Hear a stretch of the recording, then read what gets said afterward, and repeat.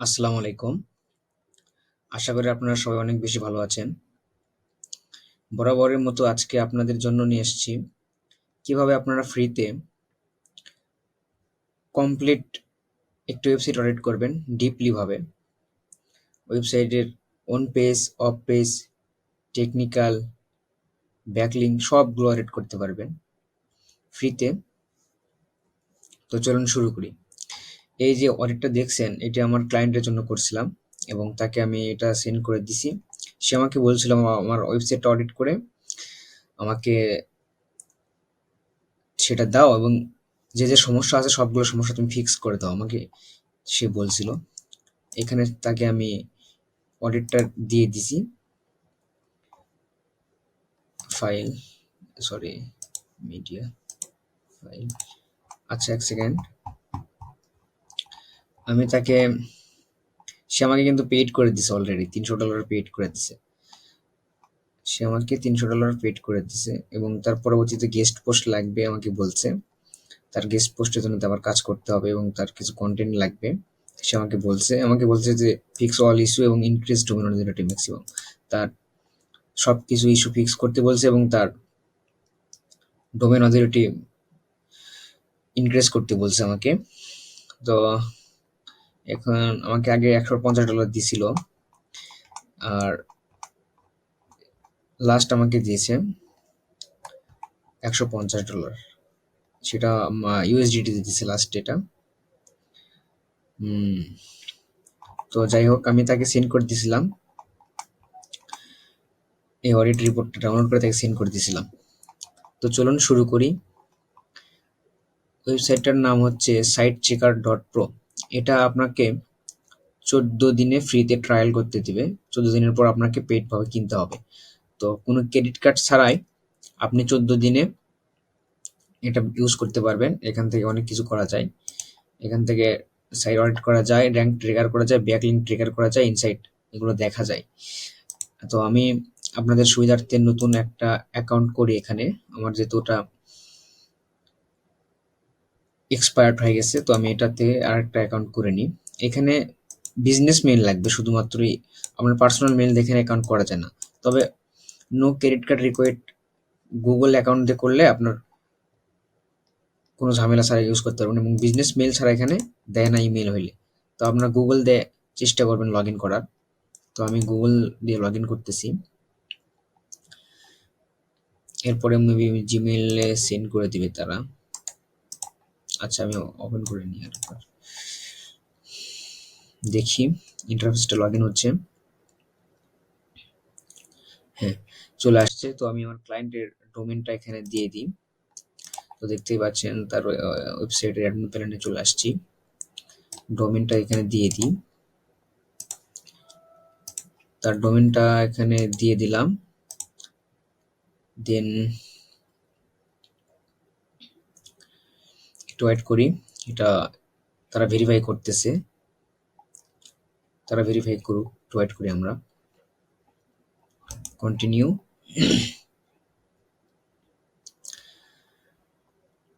Continue করার পরে তারা আমাদের ওয়েবসাইটটা ক্রল করতেছে। এখানে দেখতেছেন ক্রলিং প্রসেস পেজেস। তারা আমাদের ওয়েবসাইটটা ক্রল করতেছে। এখানে যতগুলো পেজ আছে তারা সব ক্রল করতেছে, অন পেজ, অফ পেজ। তারা আমাদের পুরো ওয়েবসাইটটা ক্রল করতেছে আপাতত। তো আমি আপনাদেরকে দেখাই আমি কি করছিলাম। এখান থেকে আমি কি করছিলাম দেখাই আপনাদেরকে। তো আমাদের যে ওয়েবসাইট অডিটের চেক লিস্টটা আছে, সেটা আপনারা সবাই জানেন যে কি কি সমস্যা বের করতে হয় একটু ওয়েবসাইট অডিট করতে হলে। তাদের কন্টেন্টে ডুপ্লিকেট আছে কিনা, এটা তো এর আগে আমি বলে দিছি যে কিভাবে ডুপ্লিকেট কন্টেন্ট দেখতে হয়, যে ওয়েবসাইটের কন্টেন্ট ডুপ্লিকেট আছে এবং কিভাবে সেটা ফিক্স করতে হয় আমি সেটা বলে দিয়েছি অন্য একটি ভিডিওতে।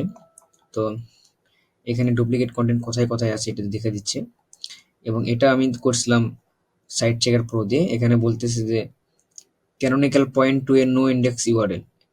এখানে একটা ক্যানোনিক্যাল ইউআরএল আছে যেটা নো ইন্ডেক্স ট্যাগে আছে, সেখানে বলতেছে এই স্ক্রিনশট সহ দিয়ে দিচ্ছি তাকে। এরপরে lorem spam content on the live site. এখানে তার ওয়েবসাইটে মানে বাই ডিফল্ট কন্টেন্ট আছে যেগুলো আপনার একটি থিমে থাকে ইনস্টল করা, ওই কন্টেন্টগুলো আছে, কিন্তু সে পরে কন্টেন্ট আপলোড করে নাই 10টা পেজে, সেটা দেখাচ্ছে। এই তো সেটা আমি সাইট চেকার প্রো দিয়েই করছি এখানে। এরপরে ডুপ্লিকেট হেডিং ট্যাগ, মানে তার হেডিং ট্যাগ গুলো ডুপ্লিকেট আছে, H1 H2 এইভাবে তার সবগুলো ট্যাগের ভিতরে যে যে যে হেডিং ট্যাগ ডুপ্লিকেট সেটা এখানে দেখাচ্ছে। এই হেডিং ট্যাগ ডুপ্লিকেট আছে, টোটাল 12টা পেজে হেডিং ট্যাগ ডুপ্লিকেট আছে।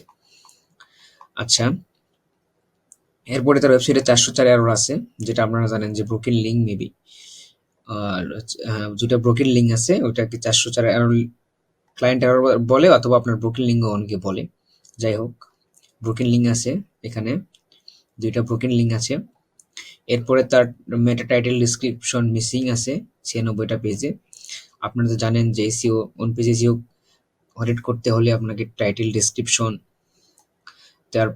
তারপর আপনার ইমেজ অপটিমাইজেশন আছে কিনা, তার ইমেজ অল্টারনেটিভ টেক্সট আছে কিনা, এগুলো চেক করতে হয়। এরপরে হেডিং ট্যাগ মিসিং আছে 112টা পেজে, H1 ট্যাগই নেই, 112টা পেজে কোনো H1 ট্যাগই নেই।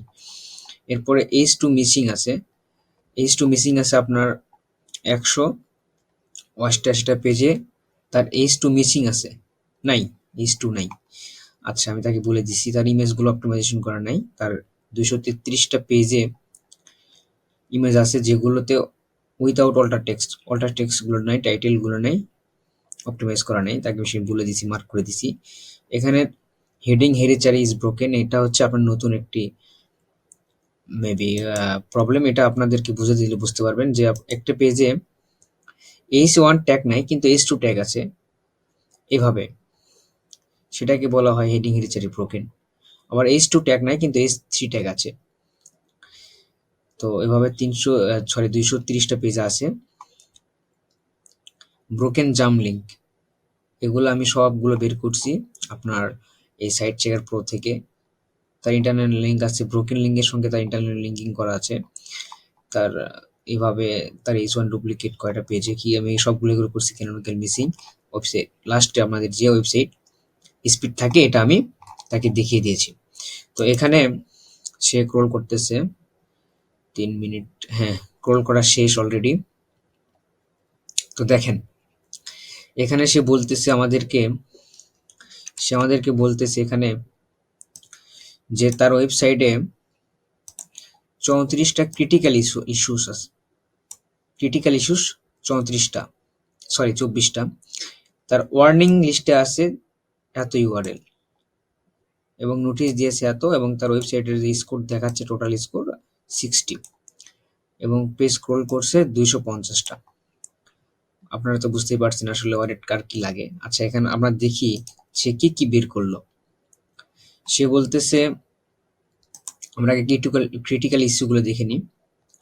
সে বলতেছে orphan URL only found by site map, একটা ইউআরএল পাচ্ছে যেটা অরফান, আপনার শুধুমাত্র সাইট ম্যাপ পাওয়া গেছে। তো এখানে ভিউ ইস্যুতে ক্লিক করলে আপনারা দেখতে পারবেন সেটা কোন জায়গাতে, ইউআরএল সহ সে বলে দিবে, ফ্রিতে, কোনো চার্জ ছাড়াই, দেখতে পাচ্ছেন এই তো এখানে বলে দিয়েছে যে এই ইউআরএল এ এই সমস্যাটা আছে। আচ্ছা, আবার দেখি আমরা,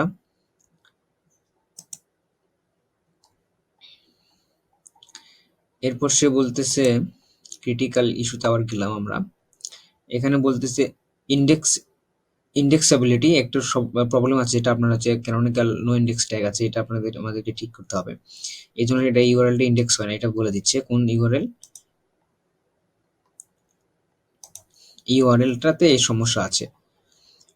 আচ্ছা, এরপরে আমরা দেখি সে আর কি সমস্যা ধরলো।